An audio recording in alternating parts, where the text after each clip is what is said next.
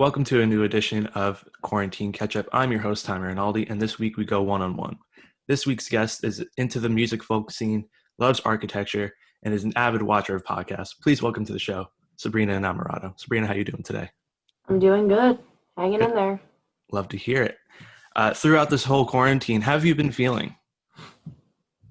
I think at first when everything started happening, I was super anxious just because there were so many unknowns and I was still in school. I was at Orange County Community College and we were very abruptly sent home.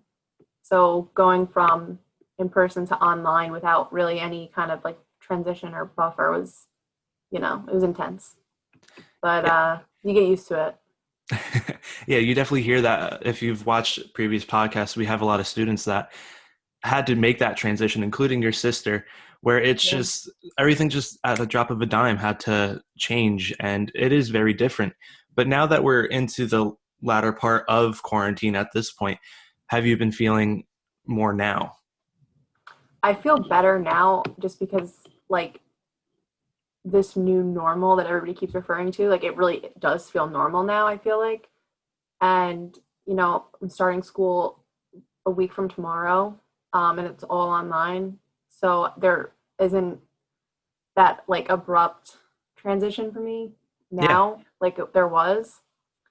And also, we all think that we had coronavirus. So I also feel a little bit like relieved. I don't know. I mean, maybe you can get it again. I don't really know. I'm not a doctor, but I'm hoping that we have some immunity or whatever.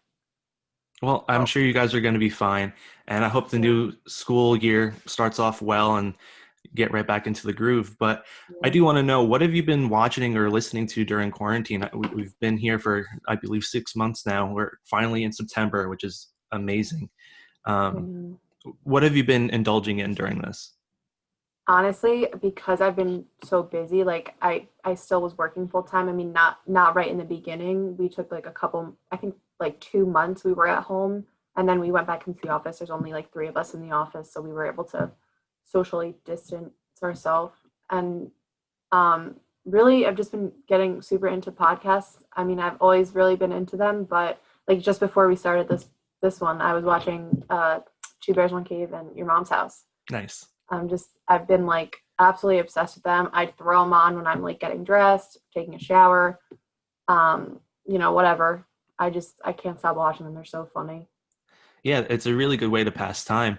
And you mentioned two really good ones. I mean, Your Mom's House has Tom Segura and Christina P., married couple that are both comedians, both hilarious. And then you have Two Bears, One Cave, which is under the Your Mom's House umbrella, and that's Tom Right. Segura and Bert Kreischer. And them two together should be a traveling show because Right. their chemistry, their jokes together, the way Tom just sets up Bert for failure at the beginning of every show. There's some running jokes within there, and it's really good. Are there any other podcasts that you're really enjoying during this time? Well, yeah, you mentioned the Your Mom's House umbrella. Really, any of the spinoffs of Your Mom's House, Dr. Drew After Dark, I'll watch. The Honeydew with Ryan Sickler is really funny also.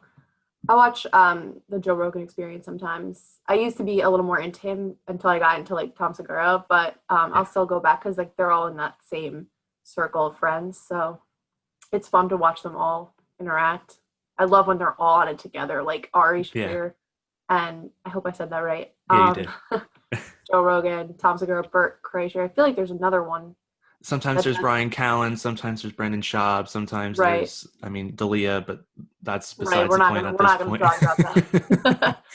But it is really cool to see all these different people within their podcast because it feels like you're in the room with them. You might not be able to contribute to the conversation, but you're part of the conversation just Right. by listening.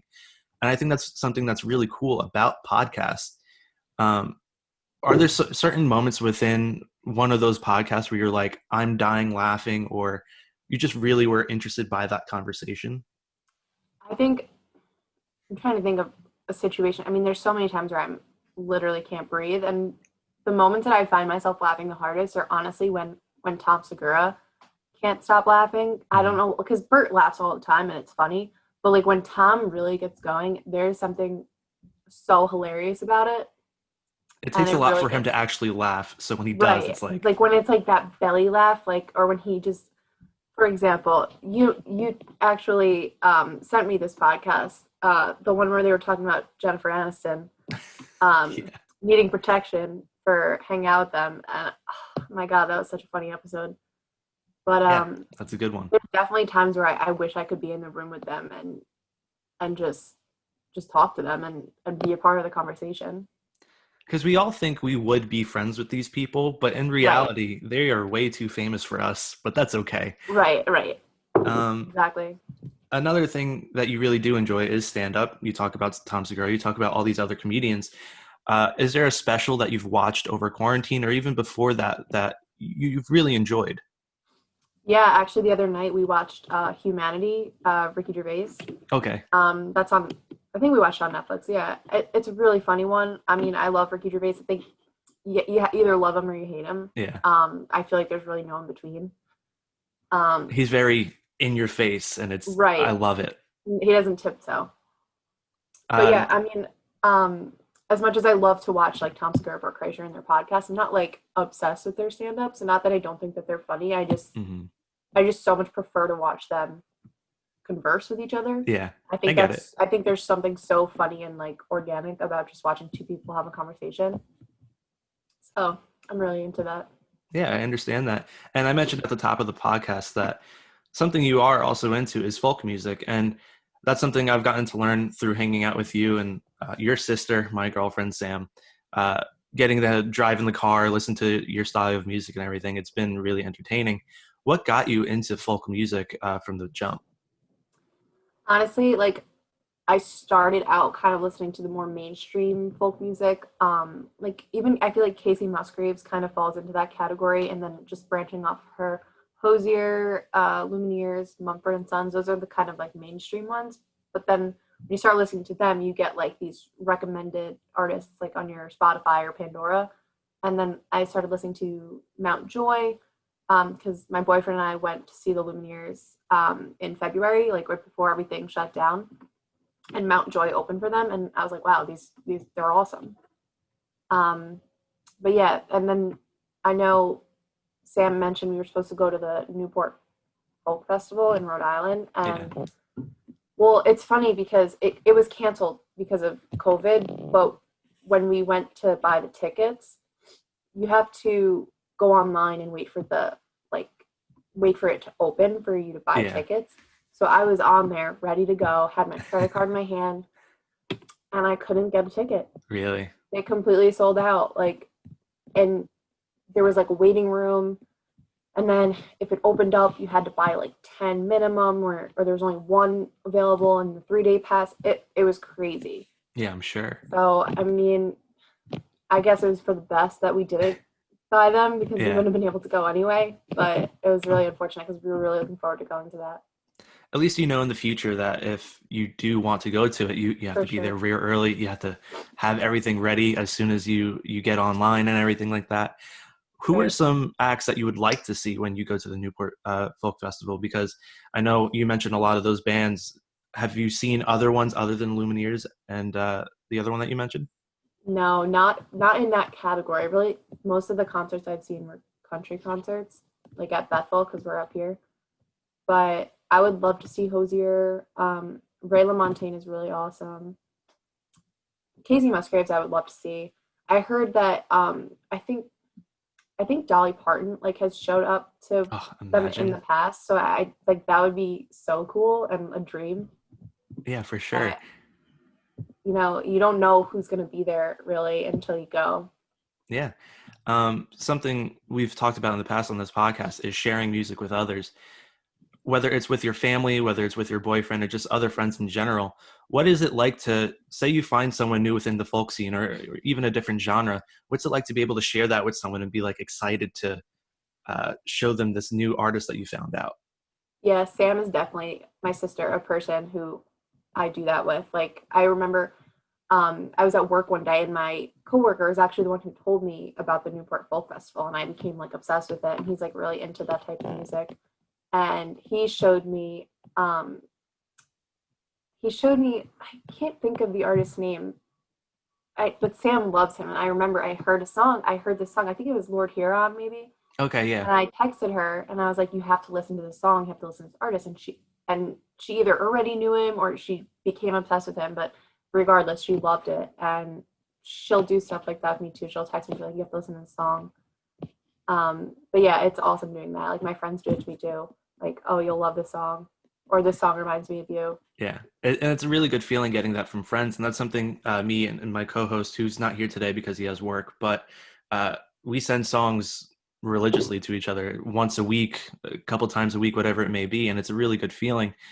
And even with your sister, she sends me songs sometimes, mostly from the folk scene, like stuff that you guys listen to together, or I'll send her something more on my end, which is more indie and jazzy and stuff like that. Right. What about music is important to you? Because I feel like music is something that kind of brings everybody together and something that everybody really indulges in one way or another. So is there something within music that really lends to who you are and what you're about? Yeah, I think I speak for most people when I say like it's really just a way to relax and like let loose, like whether you're at a party, whether you're laying and relaxing in your room, trying to get homework done, like whatever it is. Um, and like I was into music from like a young age. Like I was in chorus all throughout school, into high school. You see, there's a guitar there. I don't play it. It's just there for motivation for me to learn. I have the same thing Um, in my corner, don't you worry. yeah.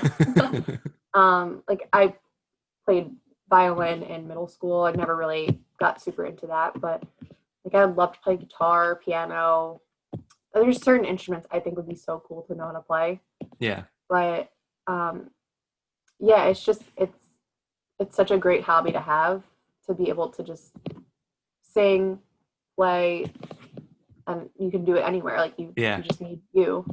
I think the best part of singing is like just blaring out into the open, sometimes on a car ride or wherever it may Right. be. What is that car song that you're just screaming out into the open and really enjoying? Um, okay. So here's a good one. Me, my sister, and my brother, that we love to sing in the car. Four Seasons. You're just too good to be true. Ah, Is that the name of the song? fantastic. Yeah. Yeah, okay. I can't take my eyes Michael off of Michael loves that one. it. I would love to see him sing that one. I think that would be a treat for everybody. It's magical. Really, really all the Four Seasons songs like we Yeah. love to follow. But it's so funny because we never really were into the Four Seasons until we saw Jersey Boys, the movie. Mm-hmm. And then we got so obsessed with the movie. This was years ago. And we got so obsessed with the movie that me and Sam were like, oh my God, like, let's go see it on Broadway. Mm-hmm. And so I think we went for our birthday, we went with my mom and my aunt. And like, I could have cried. Like, the show was so good. And the movie, I have to say, they stayed pretty true to the Broadway show. But like it's so hard not to like sing when you're in the theater. Like you just want to sing everything. You just have to do it under your breath so that no one Right. notices. But like you look next to you, everybody's doing the same thing. Yeah, it's fantastic. It's But it's like going to a concert, and like yeah, some people are scared to be in that concert setting and sing, but some people right. they're going for it Oh full yeah. force. Oh yeah. But yeah, it's a lot of fun. And you talk about how you guys have the same birthday. You guys are twins. What's that dynamic like having a twin, and also your brother isn't that much older than you? I believe he's 20 months older than you. 20 months. Yeah. I Um, mean, what's that dynamic like? well, we're basically triplets. Yeah. Like I feel like once you get to a certain age, like we're all in our 20s now, like we're the same age. Like we're not Yeah. gonna like separate ourselves by age anymore. I think we've gotten closer as we've gotten older, even though we might not spend quite as much time together anymore, just because, you know, we all have like significant others now, like we're all doing stuff, working, just getting older, and that's kind of what happens. But it hasn't changed how close we are, and if anything, it's made us closer. And like just growing up, like I always say this, like when people ask me what it's like to be a twin, like you have like a best friend built in. Like you don't have to ever worry about making friends. Like in school, it was so easy to make friends because there's already two of us. But yeah, sharing a birthday always in my family was never an issue because Yeah. of Sam. And then I have three cousins who were born on the following day, Yeah. and then an aunt who was born on the following day. And to top it all off, my boyfriend also has the same birthday as me and Sam. Oh, I didn't know that. That's amazing. Yeah, Ryan was born on the 21st too. That's awesome. Um, it is really cool that you all get to share that moment together, essentially. And something that I've always wondered about is twin telepathy a real thing? I know Sam's stance on this is yes, it is totally a thing. Right. But what are your thoughts on it? So I would say, like, other than we'll have the same thought every now and then, like say the same thing at the same time, finish each other's sentences, whatever, little things like that. So I don't know other than that if I've ever experienced real twin telepathy, but I think that like if something were to happen to her, I would know. Like I think deep down, like something I would feel it in my body, like if she was hurt or like if something bad happened, like I just have this notion that I would somehow know, if that makes sense. I know that's Yeah, weird. no, I know what you're And I saying. don't have any proof that like I have no instances of that happening in the past, but yeah, I mean, it's just something that I feel. I get you. And you two are fraternal twins, so you guys don't necessarily, you guys look alike, but not exactly alike. Right. And do you ever wish you guys were identical twins? Because I have two uncles that are identical, and when they were younger, they actually used to like switch classes when one was better at the other subject than the other, and like all that type of stuff. Do you wish you guys could pull that type of hijinks off? Honestly, like we used to switch classes sometimes, not so much because our teachers wouldn't know, but because like our teachers were trying to joke around with each other. Okay. Not that they wouldn't know once they saw us, Yeah. but I don't know. I think like part of me always wondered what it'd be like to be identical because I mean, it's awesome. I think it's so cool. I knew a lot of identical twins growing up. But like, I don't know. I like I like having my own look, her having her own look. Like I like that we're two different people and that people know we're two different people and that Hmm. not only do we not look that much alike, but we're so completely different. And I think just not looking that similar helps people realize like we're different. We don't like a lot of the same things. We don't enjoy a lot of the same You have movies. that Like twin connection, but you are your own person. correct, exactly. And that's true with identical twins as well, obviously. But I think people just assume if you're identical twins, you just are obsessed with the same things and you're Yeah. like act the same. But it's so not true. You mentioned how both of you guys like movies. I feel like the time I've spent with your family, all of you love movies. Um, you guys are really, really good at quoting movies, and it's really unbelievable. Whether it is a movie, a TV show, you guys are quoting whole scenes, sometimes the entire episode of something like Two and a Half Men or whatever it may be. Where did that really start within your family? Was it your parents? Was it someone else that really got you into quoting everything together? I think it was more of like a cousin thing. Okay, Like my dad's side of the family. I think the first movie I really can remember quoting like that was Anchorman. such a good. That was like, yeah, it's a classic. Ace Ventura, like Austin Powers, even like those movies were really the ones that we started quoting. Not that my dad never really quoted movies, like he would quote like Jaws, Caddyshack, like Yeah, he just wasn't as avid a quoter as all the kids were. yeah, But yeah, like you said, there's certain scenes, certain movies that we could probably go start to finish, yeah. That's and quote the whole thing. we definitely But do that in my family with like SpongeBob and like you say, Anchorman, Dodgeball, all these other like oh yeah, really good comedies. You're gonna say something? well yeah, my cousin actually mentioned like after one of the, I think the first time he met you, Michael, Yeah, he mentioned that he thought you had some solid movie quotes that weekend. I So, try. I had to um, impress the family right off the of bat. course, and that's the way to do it in my family. But yeah, like that was just like some of my like fondest memories of my cousins are just like sitting around and watching movie and literally all of us just quoting the movie as it's happening, Hmm. and it's like just funnier that way. And I know like for outsiders, like I have like a couple of family friends who see us doing that and they're like, oh my god, how do you watch a movie like this? Like we know you've seen it before, but like it's just fun. Yeah, I think that is the fun aspect of it. Of like, you know when the laugh is gonna come. You know when your favorite line is gonna come. Like in Right. Anchorman, if Paul Rudd is standing next to the cabinet and he says 60% of the time it works every time, you're Right. going to say it You're with your gonna say it. family and you're going to laugh even harder because everyone is in that communal experience. What are other movies when you were growing up that, whether it's a Disney movie or just something your parents showed you, that you guys really connected on as a family? I think Disney movies for sure. Like we have a couple of favorites, like The Lion King. Like we're not like special. Like we have a lot of the same favorites as a lot of other families do. The Jungle Book. Like Michael still really loves The Jungle Book. Um, Toy Story definitely is one of them. But Toy Story I can remember watching with my mom's side of the family, cousins for sure. Like we all got like the toys growing up. Like my brother, we have a Christmas video that my mom like is obsessed with, where he got under the tree from Santa a Slinky dog from Toy Story. That's awesome. And the video camera was on in the living room, and everybody, like I think me and Sam were like running up the stairs. So my mom and dad went to chase us and grab us, and Michael was there in the living room by himself, and he picked up his Slinky dog and he just gave it a little kiss when nobody was looking, and it was so cute. And my mom just is so obsessed with it. She tells everyone about it.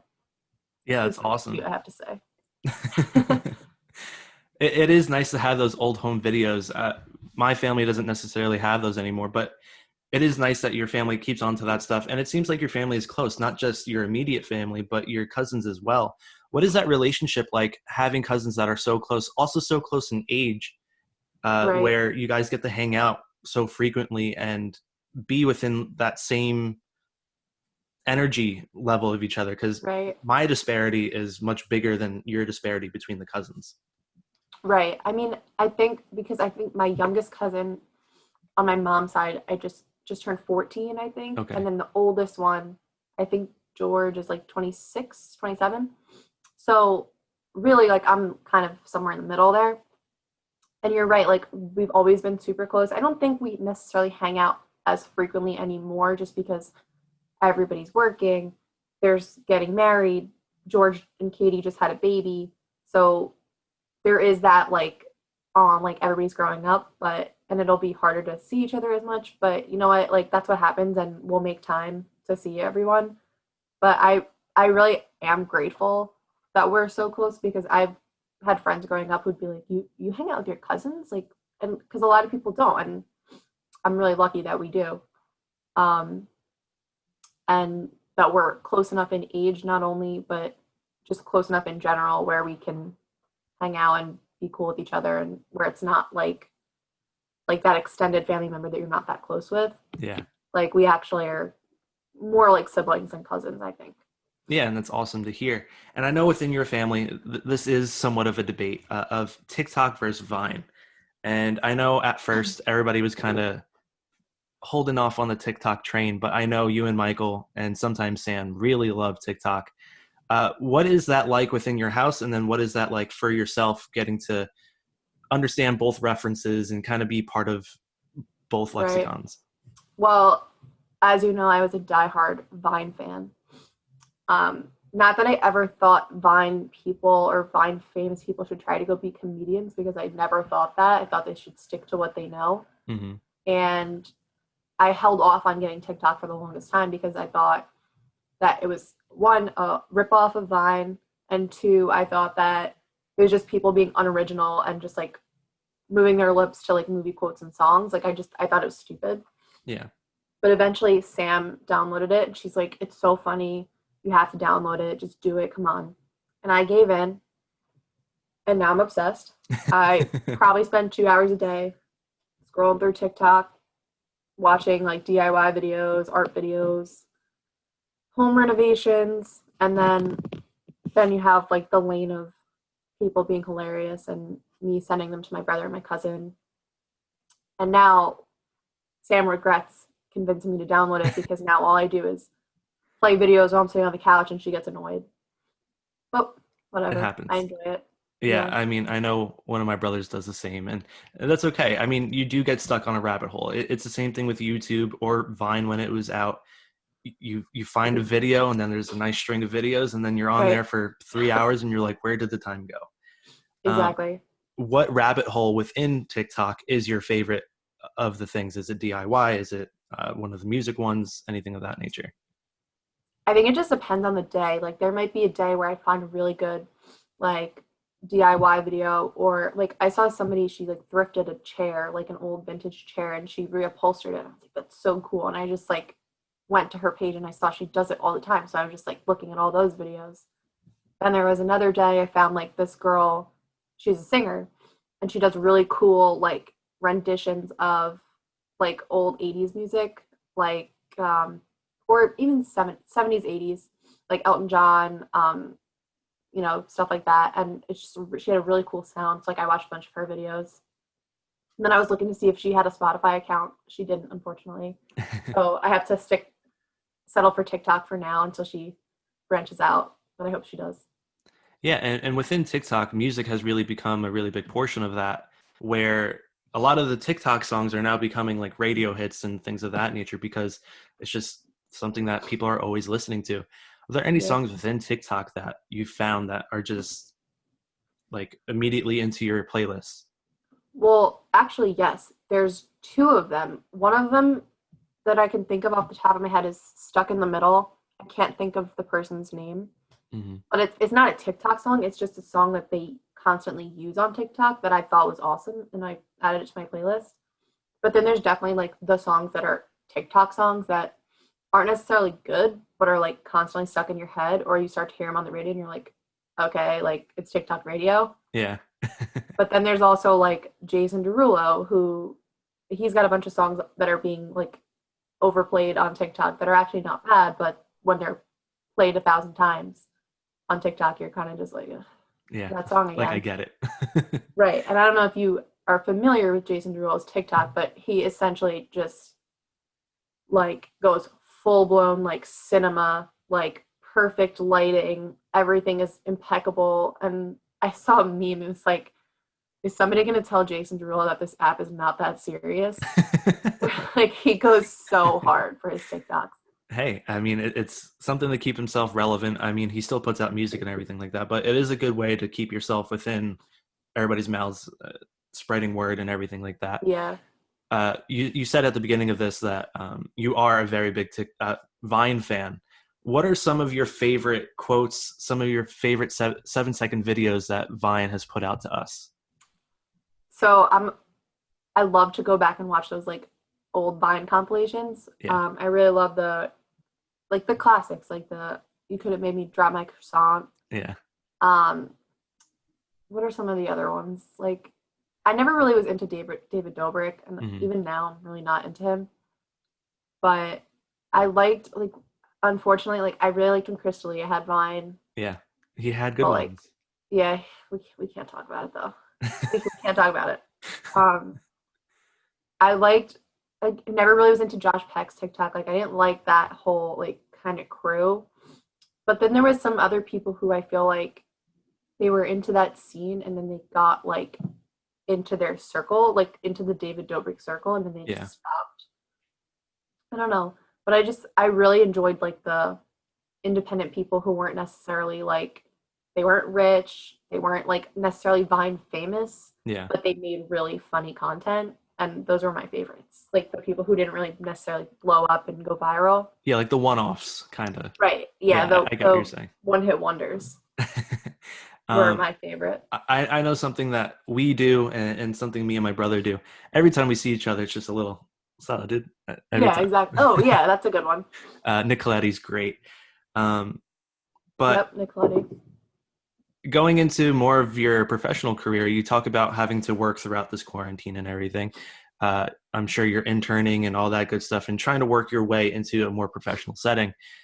From my understanding, you are into architecture and everything of that nature. What has that been like, getting to do something that you truly love and getting to experience every aspect of it?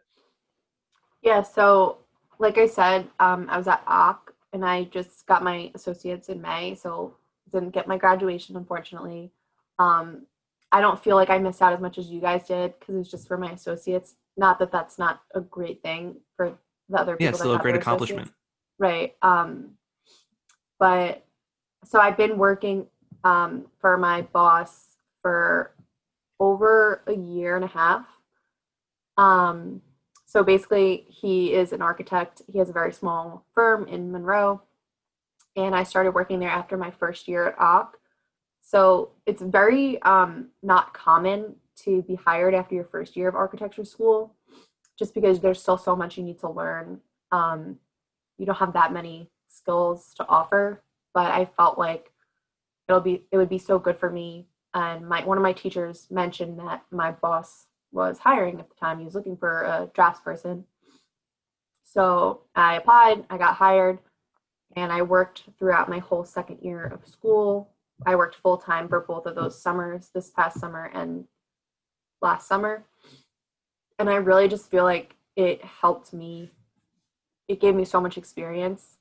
I was able to not only practice my drafting and rendering skills during work, but I was able to use that during school. And I just got so much experience like in an office setting and getting to see the process of like going from a client's idea to a piece of paper, like a sketch, and then going putting it in the computer and then seeing it actually built is really cool. Yeah, and I totally understand that. And I think that's something that me and Sam can attest to being film students is you get Yeah. this idea on paper and you kind of see it come to life. And it is something that's really rewarding. But you did mention that you went to a community college, and I want to know what that experience is like because I feel like at the time when we were getting out of high school, there is still a stigma about going to community college. But now it's Right. becoming much more acceptable to go to community college for 2 years and then find a school within your field that is going to help you excel to the next level. So, what is that experience like going to a community college? Yeah, you're so right about the stigma because I can remember my high school guidance counselor um, asked me where I was going to apply to school. And I said, oh, like, I'm going to go to RCC, which is where I started off, Rockland Mm. Community College. And he just was so like disappointed. And he was kind of just like, you're not going to apply anywhere else. And I said, no, I don't, I know I'm going to go to RCC. I don't really want to waste all the money on the applications. It's like $50 an application, it's not cheap. And I didn't feel like I needed to prove that I was going to get accepted into some other schools. Like I knew my Mhm. grades were good. I knew I was able to get into some good schools. So let me just save my money going to RCC, no problem. So I definitely agree with you about the stigma for sure. But like I can't suggest to people enough, especially if you aren't sure what you want to do, to just go to community college the first year, first 2 years. Um, in my case, I switched my major.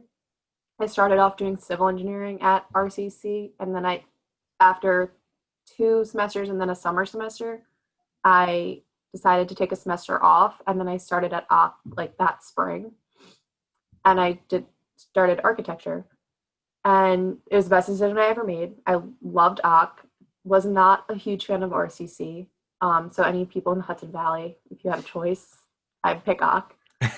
Um, had a really good experience there, and just the money you save, like you really like you hear about it enough. Like I don't have to tell these people Yeah. how much you're going to be paying in student loans. Like even me just going for 2 years, I'm still going to be paying a ton in student loans. So I really can't suggest enough to just go to community college for the first 2 years or even the first year. You're Yeah. still going to save a lot of money just by going for a year. And I think that's really good advice. And you mentioned that you switched majors.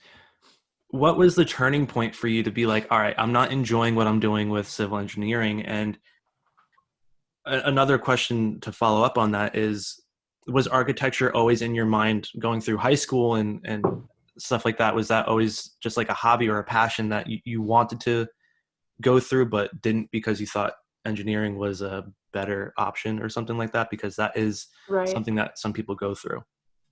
Yeah. So I know exactly the moment where I was like, this is not for me. And a lot of factors I'm sure played into that, but my summer semester that I mentioned, I was doing engineering physics and calculus 2. So those are both extremely hard classes to begin with, let alone to be crushed into a shortened summer semester. Yeah. And I was really struggling through both of those classes. I think I finished with like a B in one and a C in the other one. That's the only C I've ever gotten in college. It was really upsetting. And I just said to myself, like, if I barely got by with these classes, like, they only keep going from here. It's like, I don't want to be behind and keep struggling to stay afloat in the next, like, I'm not going to learn anything that way. Yeah. So I just felt like, what's a way that I can stay in this career path, but do something that's a little more fulfilling and less like technical based. And the answer was so obvious, and like I should have done it from the start, but I don't know if I would have known to do it. So I just decided like architecture, it's for me. It's more creative, it's more hands-on, it's less sciencey, less technical. Hmm. Um, not that it's not technical, you still need to know your shit, but Yeah. um it's something that I'm so grateful that I did. Um and I think I'm just like I'm excited to start school again Yeah. And that's and a good be feeling. like right and be eventually like finally done with school like in 2 years. Can't wait for that. I totally understand that. But I went through a similar experience because I was originally in business. I wanted to do sports Oh management. wow. Um, that was something I really thought in high school, like, oh, I love sports. I love the behind the scenes of sports and everything of that nature. But I didn't realize like my true hobby, my true passion was movies in some capacity. And like you're saying, when you finally make that change and you know you're in the right place, it's such a rewarding feeling because you're excited to go to class. You're excited to learn. I feel like as much of a downer school can be at some points, like when you are in those classes that you're struggling with or whatever it may be, it is somewhat of a drag. But when you get to go to school and learn something that you want to learn, you're actually interested. I feel like we all have that thirst for learning at some capacity. And when Yeah. it's something you love, it's just like, all right, like I'll be here for 2.5 hours and enjoy every second of it. Compared to I was in an economics class, I was like, I don't care at all. Right. And you just And know you don't want to be there. exactly. And you talk about being more hands-on, which is something I also could speak about. Yeah. But is model making, rendering, things of that nature, whether it's online or using physical materials, is that something that you've enjoyed throughout your time of learning all this stuff? Yeah, it's funny you mentioned like the moment of like reassurance where you know that you're in the right place. I remember like my first or second semester at OC, I think I brought home like a model that I was working on, a physical model. And I was working on it at my kitchen table. And Sam came over to me and she was like, this is what you're supposed to be doing. She's like, I really feel like this is what you were supposed to do. And it really like was so reassuring. Like you said, like it made me feel like, okay, I made the right decision. Like I agree, this is where I should be. And yeah, so I really do enjoy that hands-on physical model, whether it's a physical model or a digital model, just seeing anything go from an idea in your head to something that you can see or touch is so exciting. And recently at my job, I was able to design an addition for my grandparents. So they're moving in with my aunt, Hmm. and there's like a little accessory apartment. She wanted to add like a new master suite, redo the kitchen. So I told her like come to my office, we'll do it there. And she did, and I was able to design the whole thing with not that my boss wasn't involved at all, but very very little input from my boss, which to me was really exciting that he kind of let me take the reins on that one. Yeah, it's that next step up. Right, especially that construction just started, so I'm going to be able to see a finished product in a few months, which is so exciting because that'll be the first time that I see something that I designed like actually built, and I'm really excited to see that. Yeah, you should have a party for that one. Not only for like the housewarming, but for yourself. It's like Right. I did this. Yeah, exactly. That's really cool. But what part of the process throughout the entire thing is your favorite portion? There is a lot of drawing into it. There's a lot of math into it. There is model making, and whether it is physical or within the computer, and then the actual process of it coming together. What part of that is something that you're attached to? I think the like you said, that process of making something come to life. So it's not like one process that I necessarily like the most. Even though I do like physical model making. I actually have one on my wall over there. I can't really see it. I can show you a couple other ones, but I really like when a design works and you can see that in the presentation. Like there's times where I have a presentation and we're getting ready to do a crit, which is like we have guest critics come in and do a presentation. And there's times where I wish I had 2 more weeks. I'm like, this isn't finished. I need 2 more weeks. And that's the case most of the time. But then there's times where I'm like, wow, I really nailed this one. I really feel good about this. And it works. Those are the really great moments for me. Is model making and the process in general, is it like a puzzle in a certain way? Is it like, because you have to think of the structural components, you have to think about the aesthetic components and everything like that, you kind of have to think of it as, I have to put all these pieces together for it to actually work. So does it feel like you're doing this 3D puzzle essentially? For sure. Yeah. You have to take so many things into consideration. Like you said, structure, functionality, design. Like I say this all the time. Like I have so many classmates who put forward like a beautiful, beautiful design, but unfortunately it's something that might not work functionally. Like you really have to think that architecture is for people to walk in. It's not just art. It's not something that should just be pretty to look at. It's something that you should want to experience and enjoy experiencing. Like when you walk into a museum, you go into the city, those things are so meticulously designed for you to experience the art in a way that it's meant to, because of lighting, floor plans, like everything is taken into consideration. Like that wasn't just thrown into a room. It was very meticulously planned out. And I think that's what a lot of people need to remember when designing stuff. And you mentioned that it is somewhat of an art, and there are definitely buildings out there where you're just like, I can't believe someone, one, thought of this, two, that they are able to make it in the way that they did. Are there some buildings or landmarks or anything of that nature that you've really admire, either in person or just even through a picture of seeing it?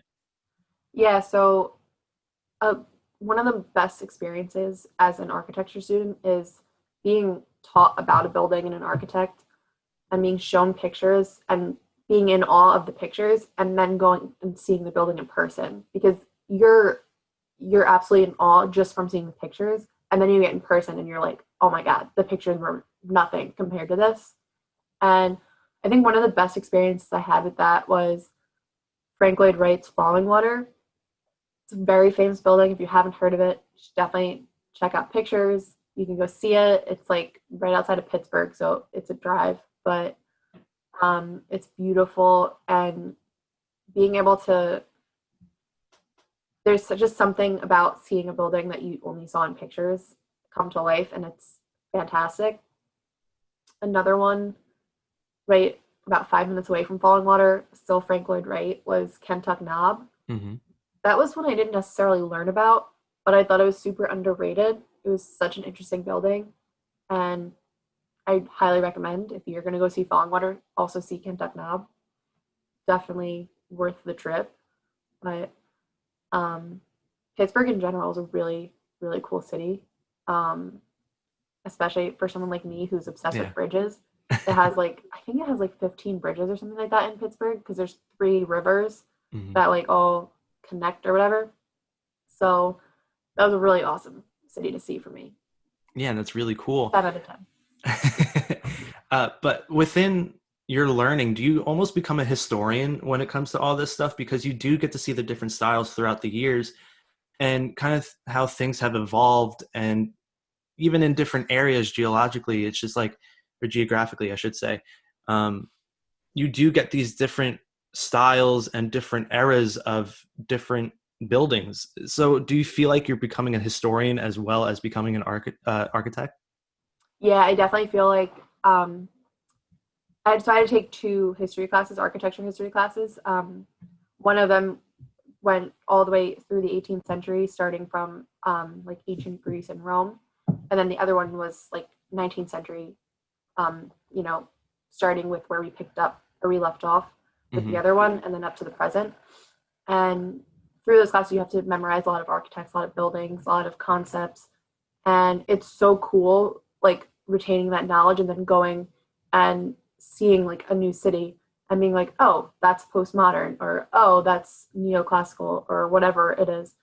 And it's really cool being able to pick those things out Hmm. and understand why it looks the way it does and what other periods influence that style. And I definitely think that those history classes are so useful and so important to reference when Hmm. you're doing a design or even just having a conversation. It's so cool to be able to be like, yeah, like this architect or this style, and it's helpful. Yeah, I'm sure. Is there a style that you really enjoy, whether it is for a bridge or it is for a house or something along those lines? Is there one that really sticks out to you? And even if you want to pick one for a bridge, one for a house, or a different type of building as well. So an architectural style that I think is really interesting, not necessarily that I would want to design in, but something that I just admire and love to look at is arts and crafts. And I definitely recommend you look at some arts and crafts buildings. One really cool example is the Blacker House. I want to say by Green and Green. I could be wrong. I might have to check that. But so it's really, really cool style. It's very, um, it's a little bit flamboyant. Like it's a little over the top, Okay. but in a really good way. Like it's really cool. And there's a term, I want to say it's German. It's called Gestaltungswerk. And it basically means that all of the parts come together and work with each other. Okay. And I'm paraphrasing. Um, but basically, the arts and crafts style is like every single piece is detailed, everything comes together, like not one thing is forgotten. And it's like really a work of art. Yeah. Like it's something beautiful to look at. It might not be a house you want to live in because it's, like I said, it's a little bit much, but it's a really cool um, style to look at.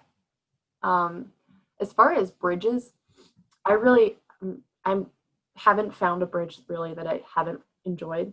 Yeah. I have like a blueprint of the Brooklyn Bridge in my room Yeah. I saw currently. that. I love that one.